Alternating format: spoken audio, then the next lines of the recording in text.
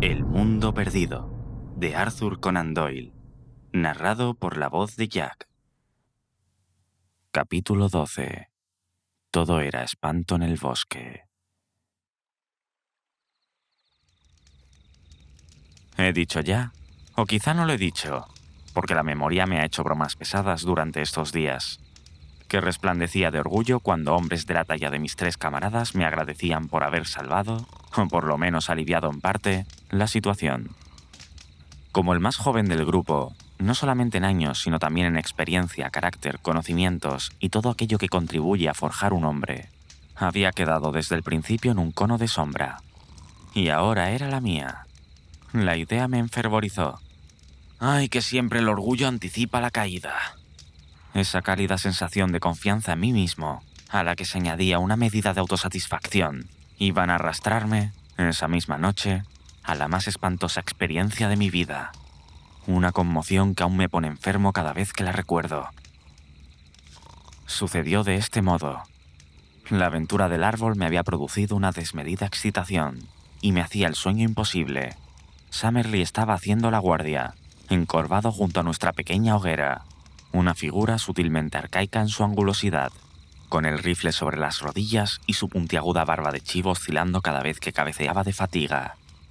Lord John estaba acostado en silencio, arrebujado en el poncho sudamericano que usaba, mientras Challenger roncaba con retumbos y rechinamientos que resonaban en todo el bosque.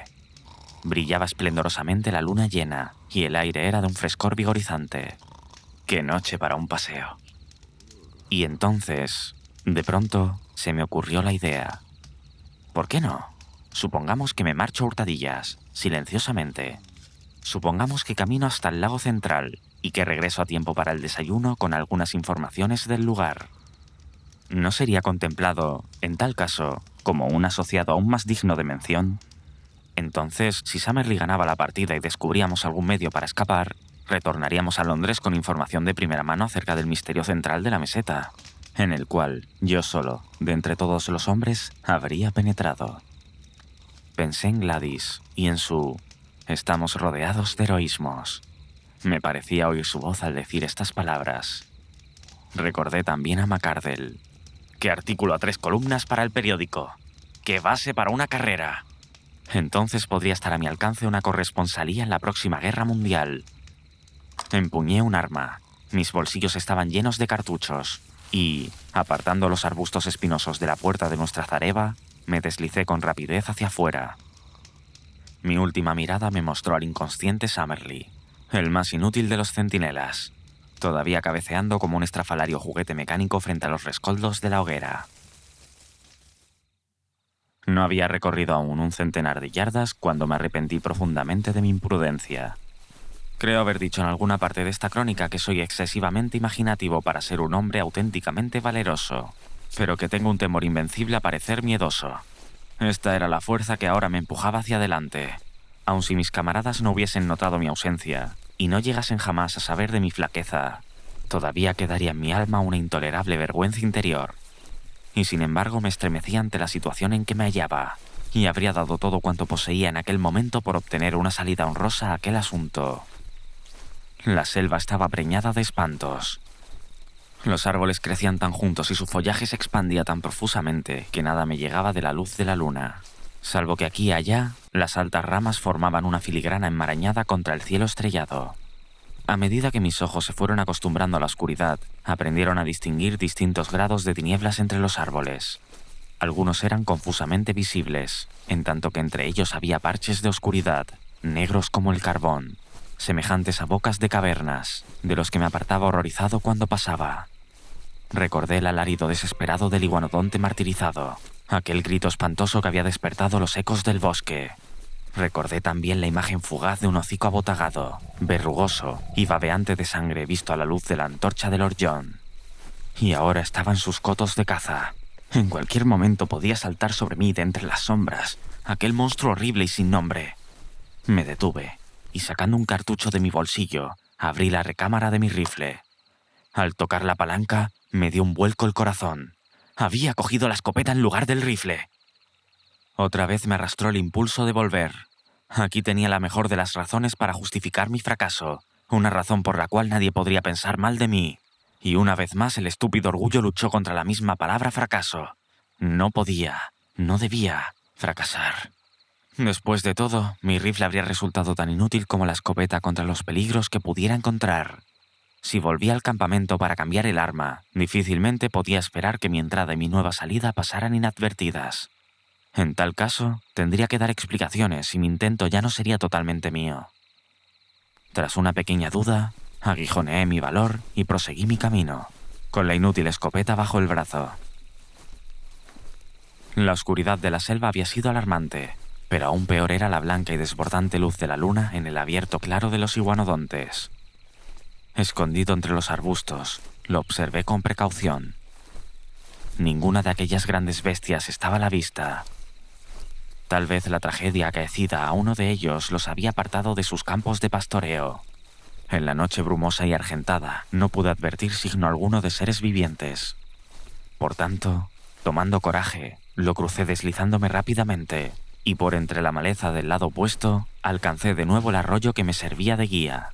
Era un acompañante jovial que fluía entre murmullos y gorgoteos, igual que mi querido y viejo arroyo truchero de West Country, donde había pescado de noche durante mi infancia. Mientras siguiese su corriente aguas abajo, tenía que llegar necesariamente al lago, y también me guiaría hacia el campamento mientras lo acompañase en sentido opuesto. A menudo lo perdí de vista a causa de la enmarañada maleza, pero siempre tenía al alcance del oído su cristalino chapoteo. Al tiempo que descendía la pendiente, los bosques iban raleando, y los arbustos, con algunos árboles altos, ocupaban el lugar de la selva. Pude hacer, por lo tanto, excelentes progresos, y podía ver sin ser visto. Pasé por las cercanías del pantano de los pterodáctilos, y, cuando lo hacía, uno de estos grandes animales, tendría por lo menos 20 pies de envergadura, alzó el vuelo desde algún lugar cercano a donde yo estaba, con el seco, quebradizo y correoso batir de sus alas.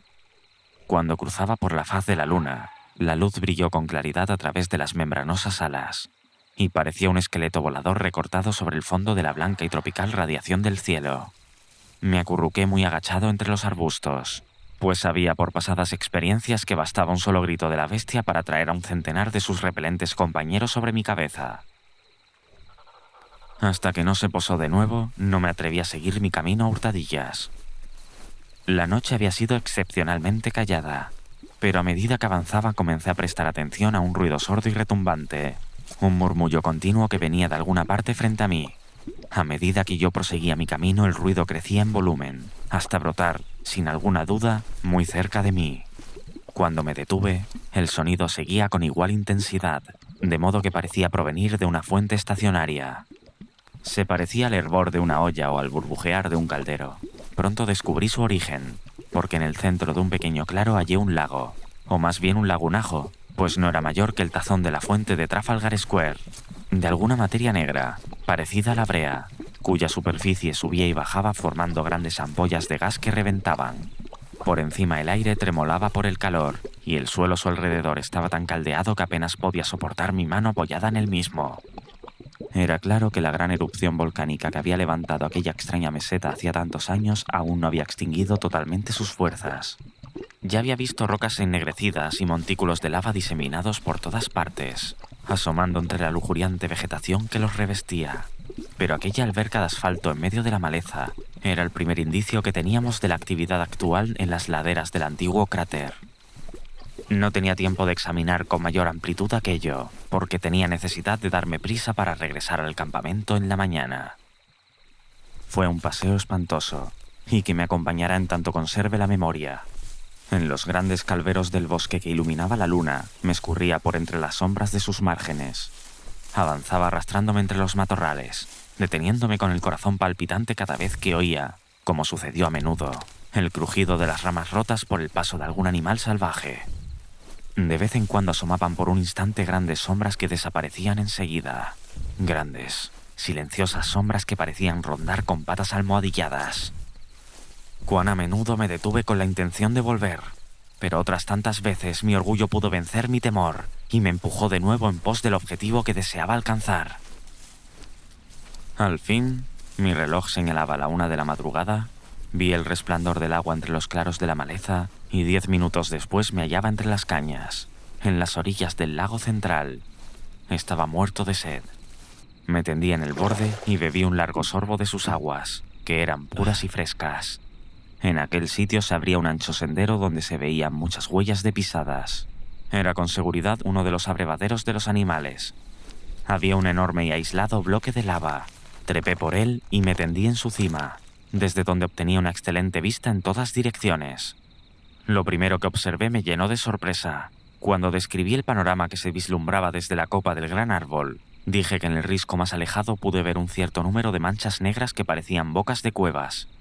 Ahora, al alzar la mirada hacia el mismo risco, vi discos de luz en todas direcciones. Manchas rojizas claramente definidas que se parecían a los ojos de Wade de un transatlántico en medio de la oscuridad. En el primer momento pensé que podrían ser los resplandores de la lava producida por alguna erupción volcánica, pero esto era imposible. La actividad volcánica se desarrolla en el fondo de las cavidades y no en lo alto de las rocas. Entonces, ¿cuál podría ser la alternativa? Era insólito, pero sin embargo tenía que ser así. Las manchas rojizas tenían que ser reflejos de hogueras encendidas en el interior de las cuevas. Hogueras que solo la mano del hombre podía haber encendido. Había, pues, seres humanos en la meseta. Qué gloriosa justificación cobraba mi exploración. Esta sí era una noticia que merecía llevarse de regreso a Londres. Durante mucho tiempo permanecí echado sobre la roca y observando aquellas rojas y palpitantes manchas de luz. Estimo que estarían a unas 10 millas de donde yo las observaba. Pero aún desde esa distancia era posible advertir cómo, de tanto en tanto, centelleaban o se oscurecían cuando alguien pasaba delante de ellas. ¿Qué no hubiera dado por trepar hasta allá arriba, atisbar lo que sucedía adentro y llevar a mis camaradas alguna información sobre el aspecto y las características de la raza que vivía en un lugar tan extraño? Pero, por el momento aquello estaba fuera de la cuestión. Aunque por cierto ya era imposible que abandonásemos la meseta sin haber logrado algún conocimiento preciso sobre aquel punto. El lago Gladys, mi propio lago, se extendía ante mí como una lámina de azogue, con la luna reflejándose llena de luminosidad en su centro. Era poco profundo, pues en muchos lugares vi asomar blancos bancos de arena sobre sus aguas. Por todas partes, sobre la quieta superficie, pude advertir señales de vida. A veces eran simples círculos y arrugas en el agua, otras, la espalda arqueada y de color pizarroso de algún monstruo que pasaba.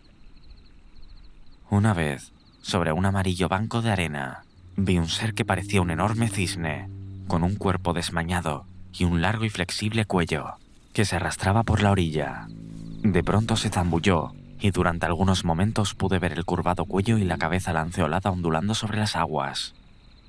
Luego se sumergió y no volví a verlo. Pronto tuve que arrancar mi atención de aquellas imágenes distantes para devolverla a lo que estaba sucediendo a mis propios pies. 2 animales semejantes a grandes armadillos habían bajado hasta el abrevadero y estaban agazapados al borde del lago, con sus largas y flexibles lenguas parecidas a cintas rojas que se hundían y retiraban lamiendo el agua. Un gigantesco ciervo de ramificados cuernos, un animal con presencia de rey, bajó con la hembra y 2 cervatillos, y se puso a beber entre los 2 armadillos. No hay ciervos como este en ninguna parte del mundo actual, porque los alces o antas que he visto apenas le llegarían a los cuartos delanteros. Luego, lanzó un resoplido de advertencia y se alejó con su familia por entre las cañas. En tanto los armadillos también se aprestaban a correr en busca de refugio. Un recién llegado, el más monstruoso de los animales, llegaba bajando por el sendero. Por un instante me pregunté dónde había podido ver aquel cuerpo desmañado, aquella espalda arqueada con una orla de flecos triangulares, y esa extraña cabeza de pájaro que se mantenía cerca del suelo. Y entonces recordé. Era el estegosaurio, el mismo animal que Mapplewhite había conservado en su álbum de dibujos y que había sido el primer objeto que atrajo la atención de Challenger. Allí estaba, y quizá era el mismo ejemplar que había visto el artista americano. El suelo se estremecía bajo su tremendo peso y sus sorbos de agua resonaban en la noche tranquila. Durante 5 minutos estuvo tan cerca de mi roca que alargando mi mano habría podido tocar el hediondo rastrillo ondulado que tenía sobre su dorso. Después se alejó pesadamente y se perdió entre los arbustos del camino. Al mirar mi reloj vi que eran las 2:30, o sea, que que ya era tiempo sobrado para que iniciase el viaje de regreso. No había dificultades en cuanto a la dirección que debía tomar para volver, porque a lo largo del viaje de ida había tenido el arroyuelo a mi izquierda, y este desembocaba en el lago a un tiro de piedra del peñasco sobre el cual había estado tendido. Partí, pues, alegremente, porque sentía que había hecho un buen trabajo y llevaba a mis compañeros una excelente colección de noticias. Por encima de todas, naturalmente, la obtenida ante la vista de las cuevas con sus fuegos, y la certeza de que alguna raza troglodítica las habitaba. Pero también podía hablar de las experiencias recogidas en el lago central. Podía probar que estaba lleno de extraños seres y que había visto algunas formas terrestres de vida primitiva que no habíamos hallado anteriormente. Mientras caminaba, iba reflexionando acerca de qué pocos hombres en el mundo podían haber pasado una noche más extraña o que hubiera añadido tantas cosas al conocimiento humano durante su transcurso. Trajinaba pendiente arriba, dando vueltas en mi mente a estos pensamientos, y había alcanzado ya un punto que debía estar a medio camino de nuestro campamento, cuando un ruido extraño a mis espaldas me trajo de vuelta la conciencia de mi propia posición. Era algo que parecía mitad ronquido y mitad gruñido, profundo, sordo y extremadamente amenazador. Evidentemente alguna extraña criatura andaba cerca de mí, pero nada se veía, y por lo tanto seguí mi camino con mayor rapidez. Llevaría avanzada media milla, poco más o menos, cuando de pronto se repitió el ruido, siempre detrás de mí, pero más fuerte y más amenazador que antes. Mi corazón pareció detenerse cuando me asaltó de golpe la idea. Aquella bestia, fuera lo que fuese, me estaba siguiendo a mí. Sentí un escalofrío y mi cabello se erizó ante esa idea. Que aquellos monstruos se despedazaran entre sí era parte de su singular lucha por la existencia, pero que se volviesen contra el hombre moderno, pudieran seguir deliberadamente su rastro y hacerlo su presa, como si no fuese la especie dominante de la humanidad, era un hecho aterrador y que daba vértigo. Volví a recordar el hocico baboseante de sangre que había visto a la luz de la antorcha de Lord John, como una horrible visión surgida del más profundo círculo del infierno de Dante. Me detuve con las rodillas entrechocándose y clavé los ojos asustados en el parche de luz lunar que había detrás de mí. Todo era quietud en un paisaje de ensueño. Claros de luz plateada y las manchas oscuras de los arbustos. Nada más pude ver. Y entonces surgió otra vez del silencio, inminente y amenazador, aquel gruñido profundo y gorgoteante, más fuerte y más cerca que antes. No cabía dudar por más tiempo. Algo venía siguiendo mi rastro y se me acercaba minuto a minuto.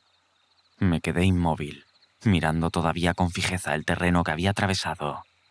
Y entonces, de pronto lo vi. Hubo un movimiento entre los arbustos, en el extremo más distante del calvero que acababa de cruzar. Una gran sombra oscura se desprendió de las demás sombras y saltó en medio del claro lunar. Dije saltó deliberadamente, porque la bestia se movía como un canguro, saltando en posición erecta sobre sus poderosas patas traseras, mientras mantenía dobladas las delanteras. Era de un tamaño y una fuerza enormes. Parecía un elefante erguido en posición erecta, pero sus movimientos, a pesar de su corpulencia, eran sumamente activos. Por un momento, al ver su figura, confié en que fuera un iguanodonte, que conocía como un animal inofensivo, pero a pesar de mi ignorancia, no tardé en advertir que esta era una bestia muy diferente. En lugar de la bondadosa cabeza parecida a la de un ciervo, característica del gran animal de patas de 3 dedos que comía hojas, esta fiera tenía un hocico ancho, aplastado, semejante al de un sapo, como el de aquel que nos había alarmado en nuestro campamento. Tanto su grito feroz como la horrible energía que ponía en su persecución me persuadieron de que era seguramente uno de los grandes dinosaurios carnívoros, o sea, una de las bestias más terribles que habían pisado la faz de la tierra. Cuando el enorme bruto saltaba, se dejaba caer sobre sus patas delanteras y acercaba su nariz al suelo cada 20 yardas o cosa así. Estaba husmeando mi rastro. A veces por un instante lo perdía, pero volvía a encontrarlo enseguida y avanzaba saltando rápidamente por el sendero que yo había tomado. Todavía hoy, cuando pienso en esa pesadilla, mi mente se cubre de sudor. ¿Qué podía hacer? Llevaba en la mano mi inútil escopeta. ¿Qué ayuda podía proporcionarme? Miré desesperadamente a mi alrededor, en busca de una roca o de un árbol, pero estaba en un monte bajo donde no había nada más alto que un retoño de árbol joven. Pero yo sabía que la fiera que venía tras de mí podía derribar un árbol adulto como si fuese una caña. Mi única posibilidad era la fuga. No podía moverme con rapidez en aquel terreno áspero y quebrado, pero al mirar a mi alrededor con desesperación, vi una senda bien marcada y apisonada que cruzaba frente a mí. Durante nuestras exploraciones habíamos visto varias de la misma clase, labradas por el paso de los animales salvajes. Por ello podría quizá defenderme, porque era un corredor veloz y estaba en excelentes condiciones. Arrojando mi inútil escopeta, me lancé a una carrera de media milla como nunca la había hecho antes ni la he vuelto a hacer después. Me dolían las piernas, mi pecho jadeaba y sentía que mi garganta iba a estallar por la falta de aire. Pero, con aquel horror detrás de mí, corría y corría y corría. Al fin hice un alto, porque apenas me podía mover. Por un momento creí que me lo había sacado de encima. Todo estaba quieto en el sendero. Pero de pronto, con un crujido y unos desgarramientos, con un blando y pesado andar de pies gigantescos y un jadeo de pulmones monstruosos, la fiera estaba otra vez sobre mis pasos. Venía pisándome los talones. Estaba perdido. Qué insensato había sido en demorarme tanto en huir. Hasta entonces me había seguido por el olfato y sus movimientos eran lentos. Pero cuando eché a correr me había visto. De allí en adelante me perseguía con los ojos, porque el sendero le mostraba por dónde iba. Ahora, al torcer por una curva, corría a grandes saltos. El resplandor de la luna brillaba en sus ojos enormes y protuberantes, en la fila de enormes dientes de sus abiertas fauces y en la bruñida guarnición de sus garras, sobre sus cortas y poderosas patas delanteras. Con un alarido de terror, me di vuelta y corrí locamente por el sendero. Detrás de mí, la respiración espesa y jadeante de la bestia sonaba cada vez más fuerte. Sus pesados pasos ya se apoyaban a mi lado. A cada instante esperaba sentir que me apresaba por la espalda. Y de pronto sentí un estrépito. Estaba cayendo en el vacío, y todo lo demás fue silencio y oscuridad. Cuando emergí de mi desmayo, que supongo no pudo durar más de unos pocos minutos, advertí un olor espantoso y penetrante. Tanteando con la mano en la oscuridad, tropecé con algo que parecía un enorme trozo de carne, mientras mi otra mano tocaba un hueso muy grande. Muy arriba, sobre mí, había un círculo de cielo estrellado, que me demostró que estaba en el fondo de un profundo pozo. Lentamente y tambaleándome, me puse de pie y fui tanteando todo mi cuerpo. Me sentía embotado y dolorido de la cabeza a los pies, pero no había miembro que no se moviese, ni articulación que no pudiera doblar. Según iban retornando a mi cerebro confuso las circunstancias de mi caída, alcé la vista aterrorizado, esperando ver la espantosa cabeza recortada sobre el cielo que palidecía. Pero no había señales del monstruo, sin embargo, ni tampoco pude oír ruido alguno que llegara de arriba. Comencé a caminar lentamente alrededor, tanteando en todas direcciones para averiguar en qué extraño lugar me había precipitado tan oportunamente. Era, como he dicho ya, un pozo, con las paredes sumamente empinadas y el fondo raso de unos 20 pies de anchura. Este fondo estaba sembrado de grandes trozos de carne, la mayor parte de los cuales estaba en el más avanzado estado de descomposición. La atmósfera era ponzoñosa y horrible. Después de tropezar y tambalearme al pisar sobre aquellos montones de podredumbre, di de pronto con algo duro que descubrí que era un poste recto, firmemente empotrado en el centro del hueco. Era tan alto que no pude alcanzar su extremo con la mano. Parecía estar cubierto de grasa. De pronto recordé que tenía una caja de hojalata con cerillas de cera en mi bolsillo. Al encender una de ellas pude al fin formarme una opinión acerca del lugar en que había caído. Era una trampa, hecha por la mano del hombre. El poste en el centro, de unos 9 pies de largo, estaba aguzado en el extremo superior y ennegrecido por la sangre coagulada de los seres que habían quedado empalados allí. Los restos desperdigados por el suelo eran fragmentos de las víctimas, que habían sido cortados para dejar libre la estaca para los que consumaran el desatino de caer a su vez. Recordé que Challenger había dicho que el hombre no podía sobrevivir en la meseta, puesto que sus débiles armas no le permitirían afrontar a los monstruos que erraban por ella. Ahora resultaba evidente que ello era posible. En sus cuevas de bocas estrechas, los nativos de esta tierra, quienesquiera que fuesen, tenían refugios donde los enormes saurios no podían penetrar. En tanto eran capaces, con sus desarrollados cerebros, de preparar unas trampas como aquellas, cubiertas de ramas y dispuestas en los senderos transitados por los animales, y que podían destruirlos a pesar de su fuerza y agilidad. El hombre era siempre el amo. No era difícil, para un hombre activo, el escalamiento de las empinadas paredes del pozo, pero titubeé mucho tiempo antes de arriesgarme a quedar al alcance de aquella espantosa bestia que había estado a punto de destruirme. ¿Cómo podía saber yo si no estaba emboscado en el matorral de arbustos más próximo esperando mi reaparición? Cobré aliento al recordar una conversación entre Challenger y Summerlee a propósito de las costumbres de los grandes saurios. Ambos estaban de acuerdo en que estos monstruos carecían prácticamente de cerebro, que en sus menudas cavidades craneadas no había lugar para la razón, y que si habían desaparecido del resto del mundo era debido seguramente a su propia estupidez, que les había hecho imposible la adaptación a circunstancias cambiantes. Si aquella bestia hubiera permanecido esperándome, esto significaría que comprendía lo que me había ocurrido, y a su vez probaría que poseía cierta capacidad de unir causa y efecto. Pero con seguridad era más probable que un ser sin cerebro, actuando únicamente en función de un confuso instinto rapaz, hubiese abandonado la caza cuando desaparecí, y que, después de una pausa asombrada, se hubiera alejado en busca de alguna otra presa. Trepé hasta el borde del pozo y miré a mi alrededor. Las estrellas palidecían, el cielo adquiría una tonalidad blanquecina, y el frío viento matinal soplaba agradablemente sobre mi rostro.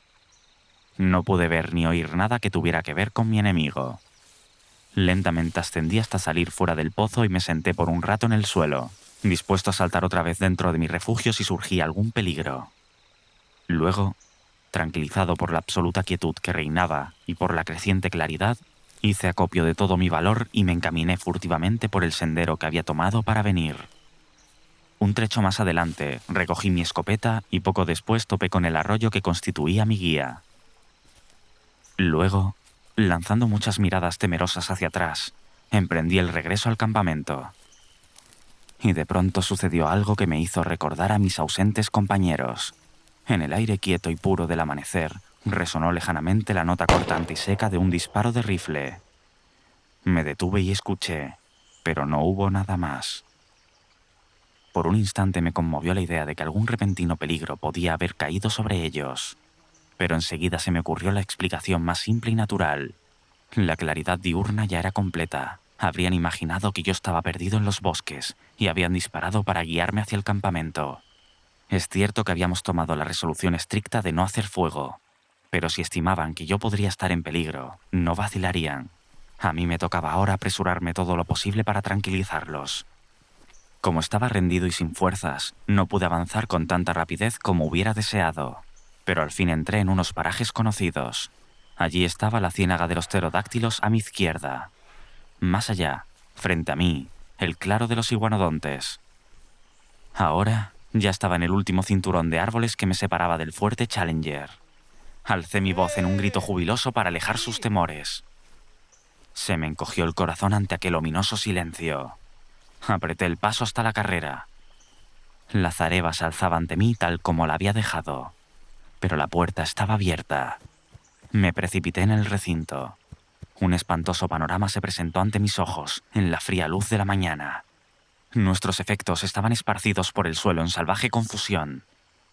Mis camaradas habían desaparecido, y junto a las humeantes cenizas de nuestra hoguera, la hierba estaba teñida de escarlata por un espantoso charco de sangre. Tan aturdido quedé por este golpe repentino que durante unos instantes debo haber estado a punto de perder la razón.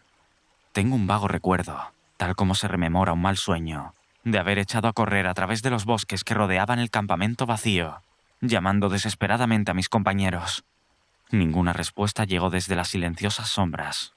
El horrible pensamiento de que quizá nunca volvería a verlos, de que yo mismo quedaría abandonado y completamente solo en aquel espantoso lugar, sin una vía posible para descender al mundo de abajo, y que tal vez tendría que vivir y morir en aquel país de pesadilla, me llevaba a la desesperación. Debo haberme arrancado los cabellos y golpeado la cabeza en mi desconsuelo. Solo ahora comprendía la forma en que había aprendido a apoyarme en mis compañeros, en la serena confianza en sí mismo de Challenger y en la sangre fría llena de dominio y humor que poseía los Roxton. Sin ellos era como un niño en la oscuridad, desvalido e impotente. No sabía qué camino tomar, ni qué hacer primero. Después de un periodo de tiempo en que permanecí sentado en pleno azoramiento, traté de descubrir qué inopinada catástrofe podía haber sobrevenido a mis compañeros. El desorden que reinaba en todo el campamento demostraba que había sufrido alguna clase de ataque, y el disparo de rifle señalaba, sin duda, el momento en que había ocurrido. El que solo hubiera habido un disparo indicaba que todo había terminado en un instante.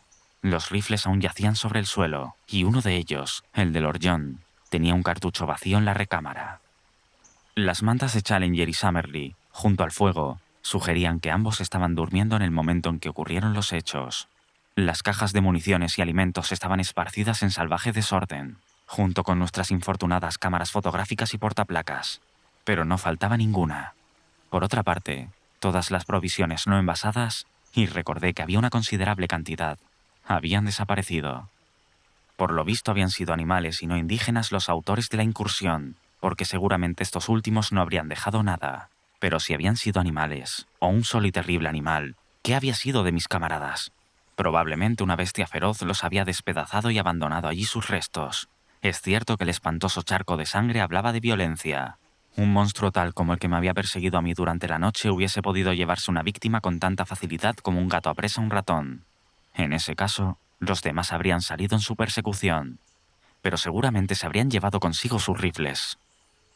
Cuanto más trataba de pensar en ello, con mi confuso y fatigado cerebro, menos conseguía hallar una explicación plausible. Exploré los alrededores de la floresta, pero no pude hallar rastros que pudieran ayudarme a llegar a una conclusión. Me extravié una vez, y solo la buena suerte, después de una hora de vagabundeo, me ayudó a encontrar de nuevo el campamento. De pronto concebí una idea que trajo un pequeño consuelo a mi corazón. No estaba absolutamente solo en el mundo. Abajo, al pie del farallón y al alcance de mis llamadas, estaba esperando el fiel Zambo. Fui hasta el borde de la meseta y miré hacia abajo. Por cierto, estaba en cuclillas entre sus mantas, junto al fuego de su pequeño campamento. Pero, para mi sorpresa, otro hombre estaba sentado frente a él. Por un instante, mi corazón saltó de alegría, porque pensé que uno de mis camaradas había logrado descender con éxito. Pero una segunda mirada disipó la esperanza. La luz del sol naciente brilló rojiza sobre la piel de ese hombre. Era un indio. Grité a plena voz y agité mi pañuelo. Entonces Zambo miró hacia arriba, hizo señas con la mano y se dirigió hacia el pináculo para ascenderlo.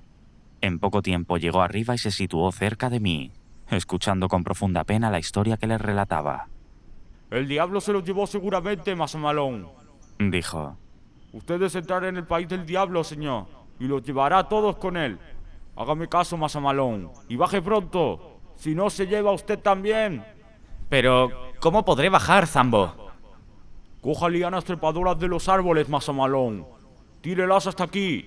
Yo las sujeto al tocón del árbol y usted tiene puente. Ya pensamos en eso. Aquí no hay lianas trepadoras que puedan sostenernos. Van de buscar cuerdas, Masamalón. ¿A quién puedo mandar a buscarlas? ¿Y a dónde? A la aldea india, señor. La aldea india llena de cuerdas de cuero. El indio está abajo, envíelo a él. ¿Quién es él? Uno de nuestros indios. Los otros le pegaron y quitaron la paga. Volvió con nosotros. Pronto para llevar carta, traer cuerda, cualquier cosa. Llevar una carta. ¿Por qué no? Quizá podría regresar con ayuda. Pero en todo caso podría asegurar que nuestras vidas no se han sacrificado en vano, y que las noticias de todo lo que hemos conquistado para la ciencia llegarían a nuestros amigos de la patria. Ya tenía terminadas 2 cartas completas. Ocuparía todo el día escribiendo una tercera, que daría cuenta de todas mis experiencias hasta estos momentos. El indio podría llevarlas de regreso al mundo.